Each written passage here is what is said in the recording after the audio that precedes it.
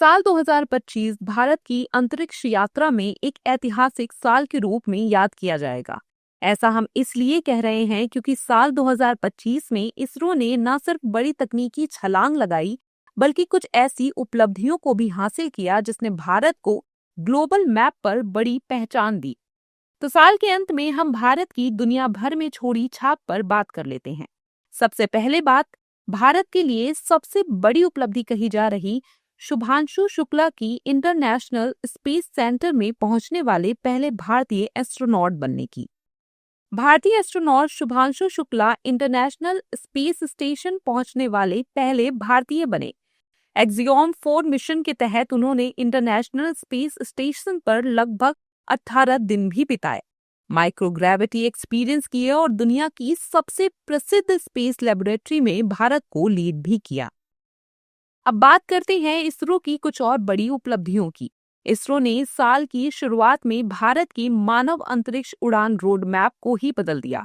इसरो ने 16 जनवरी 2025 को ऑर्बिट में 2 सैटेलाइट SDX-01 और SDX-02 को डॉक करके स्पारडेक्स को सफलतापूर्वक पूरा किया। इस उपलब्धि के बाद भारत ऑटोनॉमस डॉकिंग क्षमता वाला दुनिया का चौथा देश बन गया। ये टेक्नोलॉजी भविष्य के मिशंस के लिए काफी जरूरी है। अब बात करते हैं तीसरी बड़ी उपलब्धि की, जहां भारत ने इन स्पेस डॉकिंग के कुछ ही हफ्तों बाद 29 जनवरी 2025 को एक और मील का पत्थर हासिल किया।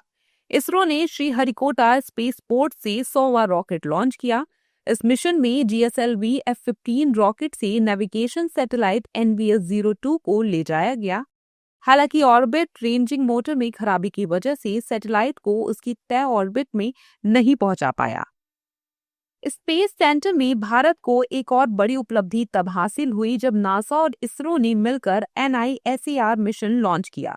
ये दुनिया का पहला स्टार इमेजिंग सैटेलाइट है जो dual frequency synthetic aperture radar का इस्तेमाल करता है।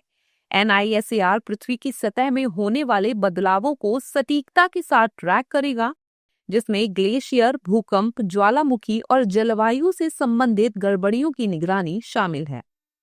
अब बात करते हैं एक और बड़ी सफलता की, जो है भारत का पहला सोलर ऑब्जर्वेटरी आदित्य L1। सूर्य पृथ्वी L1 पॉइंट पर पूरी तरह से साइंटिफिक ऑपरेशन में पहुंचना। 2025 में इसरो ने दुनिया भर के रिसर्चर्स के लिए 15 टेराबाइट मिशन डेटा को जारी किया। इस डेटा में solar flares, coronal mass injection, solar winds और मैग्नेटिक तूफानों के हाई रेजोल्यूशन ऑब्जर्वेशन शामिल हैं। इसरो ने इंजन टेक्नोलॉजी के क्षेत्र में भी बड़ी सफलताएं हासिल की। दरअसल भारत ने उन इंजन में भी काफी प्रगति की जो अगली पीढ़ी के रॉकेट्स को पावर देंगी। 28 मार्च 2025 को इसरो ने SE-2000 सेमी क्रायोजेनिक इंजन का सफलतापूर्वक हॉट टेस्ट किया। ये पुराने इंजनों को काफी ज्यादा शक्तिशाली, क्लीनर और लागत कुशल सिस्टम से बदलने की दिशा में एक बड़ा कदम है। अब आगे दुनिया गगनयान मिशन, एक्सियोम 4, ISS जैसे कार्यक्रम में भारत का कौशल देखेगी। इसके साथ ही दुनिया को महत्वपूर्ण क्षण दिखने वाला है जब गगनयान के तहत परीक्षण के तौर पर पहला मानव रहित प्रक्षेपण किया जाएगा। गगनयान इसरो का एक महत्वपूर्ण मिशन है। इसके तहत भारतीय अंतरिक्ष यात्रियों के 3 सदस्यीय दल को 3 दिवसीय मिशन पर पृथ्वी से 400 किलोमीटर ऊपर की कक्षा में स्थापित किया जाएगा। कुल मिलाकर भारतीय अंतरिक्ष क्षेत्र के लिए साल 2025 को तमाम उपलब्धियों के लिए याद किया जाएगा। भारतीय अंतरिक्ष अनुसंधान संगठन यानी इसरो के अनुसार साल 2025 के दौरान उसने 200 महत्वपूर्ण उपलब्धियां हासिल की हैं।